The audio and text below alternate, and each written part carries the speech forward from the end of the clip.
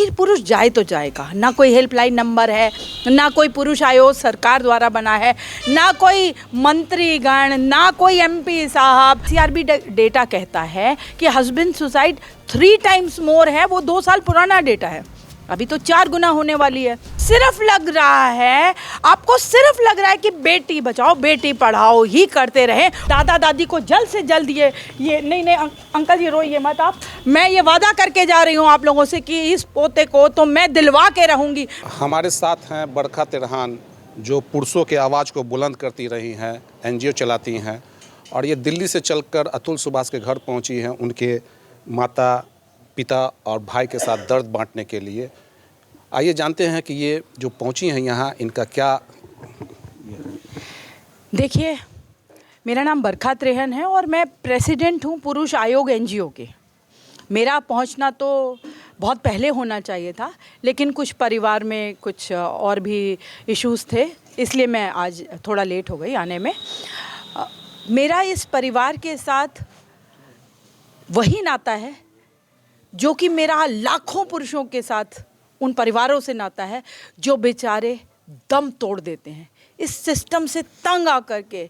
इस सिस्टम से इतना फेलियर मिलता है उनको, वो इतना सोचते हैं कि हमारा अस्तित्व ही ख़त्म हो गया है, हमारी कहीं सुनवाई नहीं हो रही। आखिर पुरुष जाए तो जाए कहाँ? ना कोई हेल्पलाइन नंबर है, ना कोई पुरुष आयोग सरकार द्वारा बना है, ना कोई मंत्रीगण, ना कोई एमपी साहब, ना यहाँ तक कि जब इलेक्शन होता है तो घर घर में वोट मांगने आते हैं। मैंने बहुत बार वीडियोज़ बना के उन लोगों को समझाया है कि जब तुम्हारे घर में कोई वोट मांगने आए तो बताना कि अगर मेरे बेटे के साथ ये गलत होगा तब तुम मेरे साथ खड़े हो। कभी भी कोई भी पुख्ता जवाब नहीं मिला आज तक। और एनसीआरबी डेटा कहता है कि हस्बैंड सुसाइड 3 टाइम्स मोर है। वो 2 साल पुराना डेटा है, अभी तो 4 गुना होने वाली है। लेकिन हम सब चुप बैठे हैं, हम सब डीप स्लम्बर में हैं। मतलब कानून मंत्री सारे मंत्रियों को ये अवगत करा दिया मिल करके, उनको ग्राउंड रियलिटी प्रधानमंत्री जी तक को बताई है। मैंने प्रधानमंत्री जी को कहा कि मोहे बेटा ना दीजो। अगर बेटे की फिक्र नहीं है तो मोहे बेटा ना दीजो। क्यों? अगर तुमको सिर्फ लग रहा है, आपको सिर्फ लग रहा है कि बेटी बचाओ बेटी पढ़ाओ ही करते रहे, और इस तरीके से अतुल भाई जैसे लोग, जैसे बच्चे, इस देश के बेटे हम खो दे। ये देश की धरोहर है। अतुल कोई पहला बेटा नहीं है, लाखों मरते रहे और आगे भी मरते रहेंगे, लेकिन कम से कम अतुल ने इस पूरे देश में एक जागृति कर दी है, एक जागृति मेंस राइट्स को लेके, जो कि मैं हमेशा कहती हूँ मर्द को भी दर्द होता है। Men's rights are human rights. जब हम ह्यूमन राइट्स की इतनी बातें करते हैं तो पुरुषों को कैसे भूल जाते हैं? इस देश में कीड़े मकोड़ों की बात होती है, महिलाओं की बात होती है, बच्चों की बात होती है, पेड़ पौधों की बातें होती हैं, उनके लिए भी संरक्षण करने के लिए कानून है, मंत्रालय है, सब कुछ है। यहाँ तक कि कुत्तों की भी हम बहुत बातें करते हैं, लेकिन हम पुरुषों को कैसे भूल जाते हैं? मरने 2 सालों को ये सुनने को मिलता है, मैं जहाँ भी जाऊँ 23 पेज का, 40 पेज का, 70 पेज का डेथ डिक्लेरेशन पुरुष छोड़ के जाता है। लेकिन हमारे न्यायालय नहीं सुन रहे, कुछ पुलिस स्टेशन में अब कहाँ पे कोई सुनवाई नहीं है। सबके रिफॉर्म्स की बातें हो गई, हज़ारों लाखों बार कर डाली कि रिफॉर्म्स करिए। यहाँ तक कि पार्लियामेंट के सामने धरना किया था, सेशन अंदर चल रहा था कि वीडियो अंदर जाएगी तब शायद जाग जाए। ये सब जो सो रहे हैं पार्लियामेंट के सामने डिटेन कर दिया, 8 घंटे ग्रिलिंग करी जाके पार्लियामेंट थाने में। हाँ, पार्लियामेंट के थाने में मेरी ग्रिलिंग करी 8 घंटे।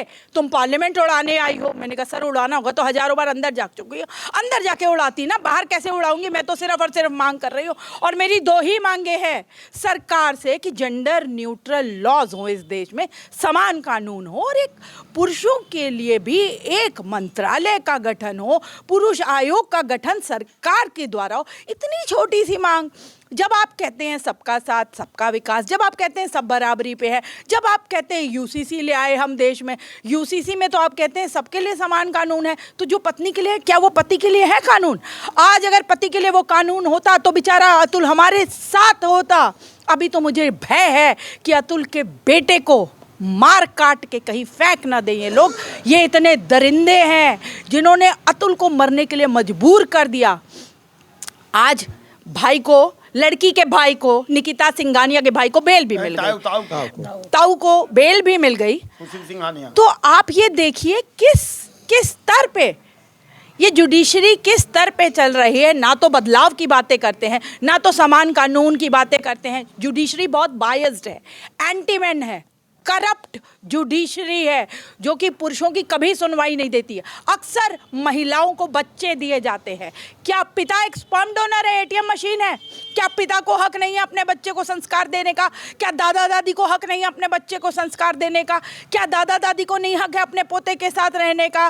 तो इसलिए शेयर्ड पेरेंटिंग जैसी बातें मैं अक्सर करती हूँ, क्योंकि माता पिता का डाइवोर्स होता है, बच्चे का डाइवोर्स नहीं होता। बच्चे को हमेशा इस तरीके से पालना पोसना चाहिए कि दादा दादी का भी प्यार मिले, नाना नानी का भी मिले, माँ का भी मिले, पिता का भी मिले, अगर आपसी अनबन है। लेकिन इस तरीके से, जैसे सुमंचा सेठ ने गोवा में अपने बेटे को काट दिया, अभी हाल की ही खबर है, पिछले साल ही हुआ था, उसने अपने बेटे को काट करके ब्रीफ केस में भर दिया, क्योंकि कोर्ट ने ये कह दिया था कि पिता से मिल सकता है बच्चा।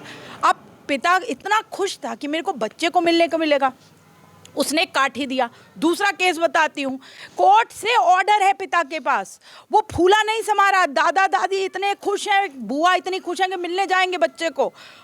लड़की रातों रात बच्चे को कनाडा लेके भाग गई, पूरा परिवार टूट गया और आज तक नहीं मिल पाया बच्चे से। आपको क्या लग रहा है कि अतुल सुभाष ने जो देश में एक तरह से कहे जंग छेड़ दी है, बिल्कुल, तो क्या आगे आने वाले पुरुषों को जो है न्याय मिलेगा? मेरा ऐसा मानना है कि अतुल का जो बलिदान है वो खाली नहीं जाएगा।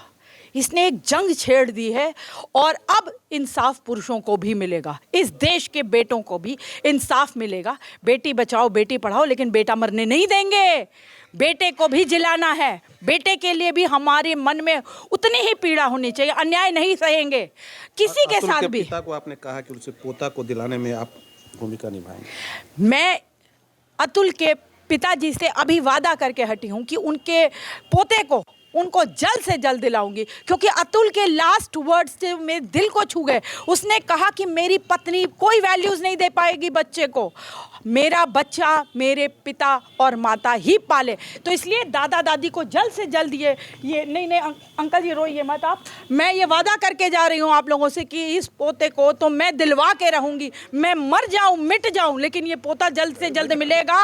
और ऐसे कई पोते हैं जिनको उनके दादा दादी के पास पहुँचाना है, ये भी बहुत ज़रूरी है। इंसाफ अतुल को ज़रूर मिलेगा। हम सब इस लड़ाई में अतुल सुभाष के साथ हैं। ये मेरे भाई बैठे हैं, ये आखिरी दम तक अतुल सुभाष की इस लड़ाई में हम सब साथ हैं। इस परिवार के साथ ही मैं इस लड़ाई को आगे लड़ूंगी और सारे कानून मंत्री से लेके अपने होम मिनिस्टर साहब से लेके हर जितने भी लोगों का दरवाज़ा खटखटाना पड़े, कोर्ट का दरवाज़ा खटखटाना पड़े, PIL में ऑलरेडी डालने की सोच रही हूँ। मैंने तैयारी भी कर दी है, मैंने अप्लाई भी कर दिया उसके लिए। जज साहब के पास हमने एक PIL लगानी है इसी पूरे मसले के ऊपर। आज फैमिली से भी बात करने आई हूँ, जल्द हम एक PIL भी फाइल करने वाले हैं। पुरुष आयोग जल्द एक PIL फाइल करेगा। एक मेरी PIL ऑलरेडी सुप्रीम कोर्ट में चल रही है, वो मैरिटल रेप को लेकर चल रही है, जिसे मैं अपोज कर रही हूँ। सुप्रीम कोर्ट में जल्द उसकी भी डिस्कशन होने वाली है। तो आपने देखा कि बरखा तिरहान का कहना है कि पुरुष को न्याय मिले। अतुल सुभाष के जो पिता हैं उनको पोता दिलाने के लिए ये अंतिम क्षण तक लड़ाई लड़ेंगी और एक PIL भी दर्ज करेंगी ताकि पुरुषों को न्याय मिल पाए। जहांगीर आलम, समस्तीपुर।